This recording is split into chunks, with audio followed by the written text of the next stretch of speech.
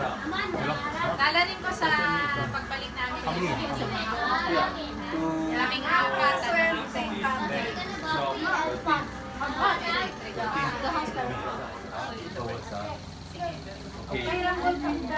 Hello, children.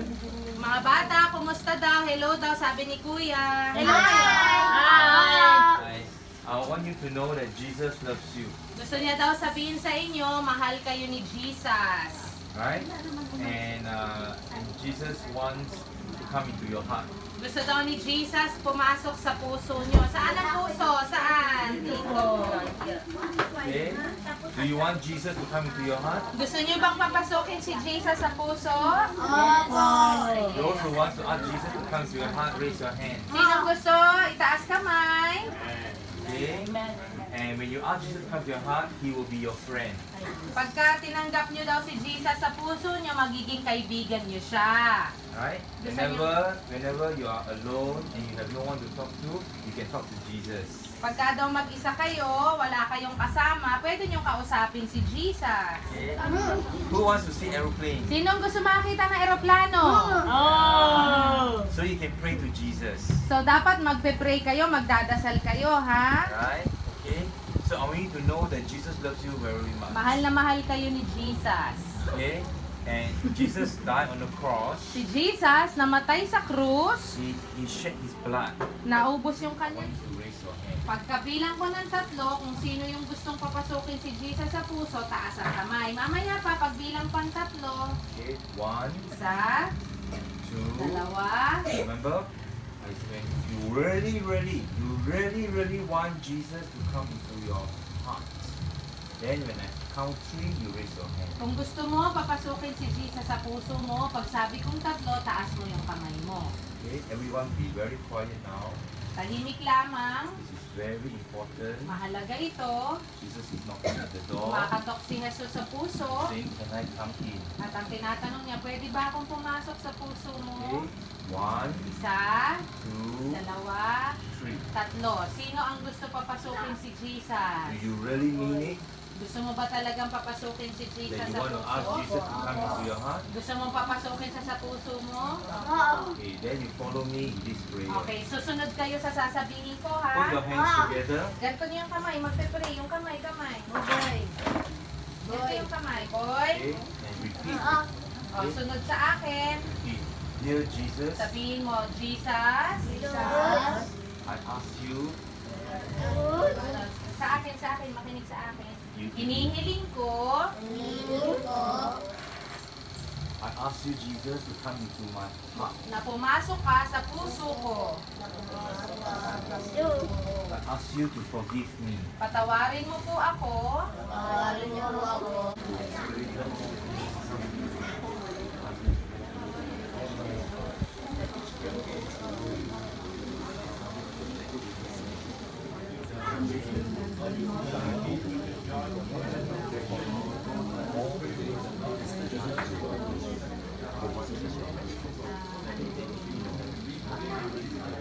You let them believe eternal blessings. If you love them, you will grow up under the fear of the Lord and know you more, and they will grow up will be men by God, so that they will be used for His mighty name. I give you praise and give you thanks God for their nation today. Let your love flood them in the name of Jesus.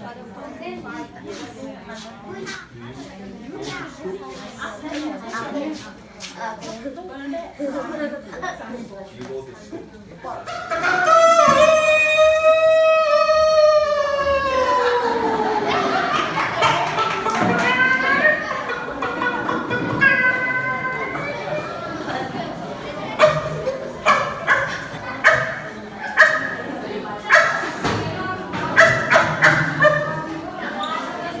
Long time ago, Nung unang panahon, in a very quiet part of town, sa isang tahimik na lugar, the dog, isang aso, he was the king siya ang hari. because he thinks he could do everything. Dahil ang akala niya, kaya niyang gawin ang lahat. And he had one best friend, At meron siyang pinakamatalik na kaibigan, and that was the giraffe. at ito ay ang giraffe. Together, Magkasama, they think they were the best team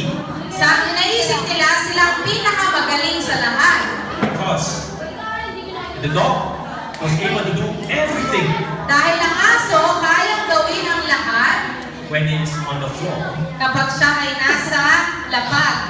And anything that's in the air, Lahat naman ang nasa hangin sa taas, the giraffe will take care. kukunin naman ng giraffe. They were such good friends Sila ay matalik na magkaibigan that they don't want to play with anybody at else. ayaw nilang makipaglaro sa iba. One day, Isang araw, there was a short-necked giraffe. meron namang isang giraffe na maiksi.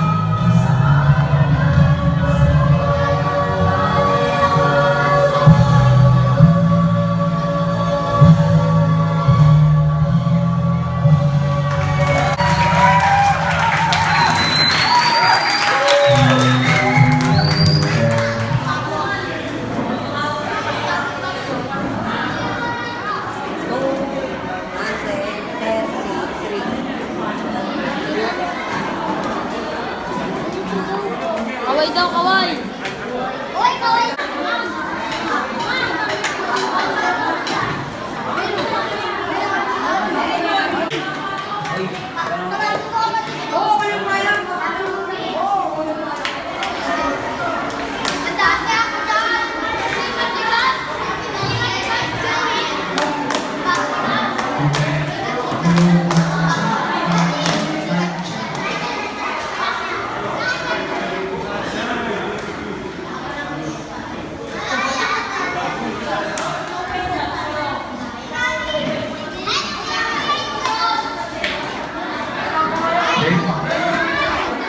Alright. Listen carefully. Listen carefully. You're gonna give them instructions. Okay, listen. The panel of blessing, the panel of healings. We pray God, stay walk through this. Holy Spirit, you are the one that will touch them. You are the one that will convict their hearts. You are the one that will pour the grace over their lives. Lord, these are many of them are orphans without father. You be the father to them. Thank you, Lord. Thank you, Lord. I sanctify this panel of blessing. I sanctify this river of life for your purpose. In Jesus' name I pray. Amen. Now when I say start, I want you to move in slowly. Pagka sinabi ng Walk start, slowly. lumakad kayo ng dahan-dahan papunta sa loob. You walk through the tunnel, the Holy Spirit will come upon you. So walk through slowly. Dahan-dahan lang paglakad. Pray. At kayo'y manalangin. I want everyone to attend again. Ang mga kapatid niyo, igaya niyo sa akin. Okay? And walk through slowly. Now. At lumakad ng dahan-dahan. Okay? Okay? Alright. Reverend, is that?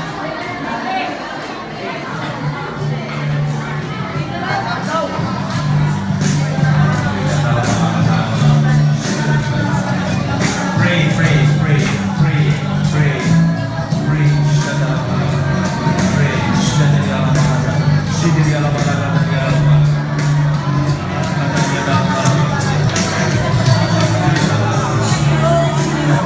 Holy Spirit, share.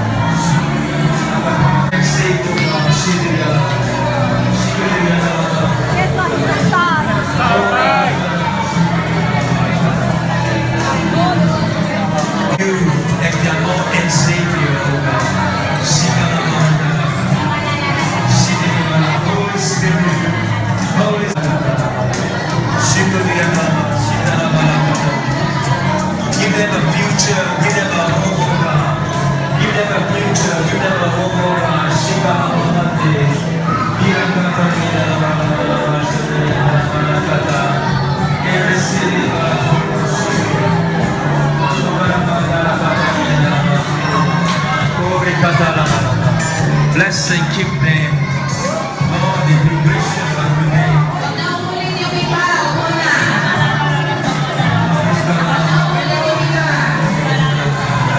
Hindi kayo natatakot.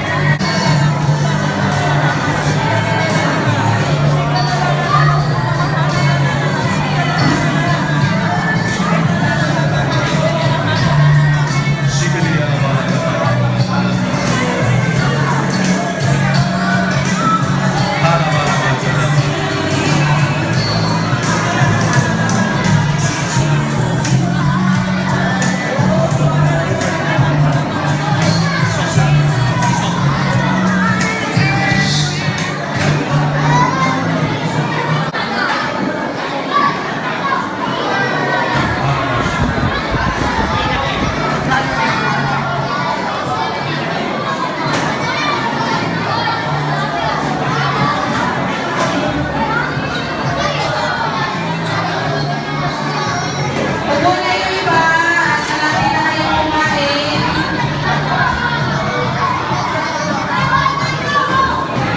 Mga Pinoy, bilisan niya ng konti. Huwag niyo na masyado pagkagaling yan sa side niyo. Wala na tayong oras.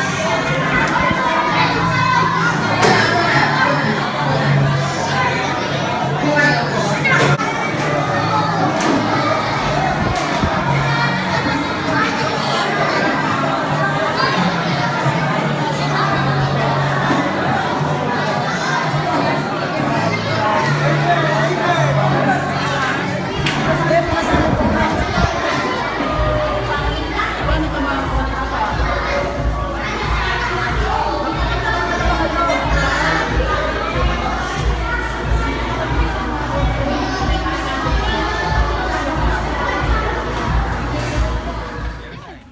Yeah, they have. No, not really as bad. So there are 4 homes here. The elderly, the girls. Then the boys aged from 1 to 7. After from 1 to 7, nobody adopt them, then they come here.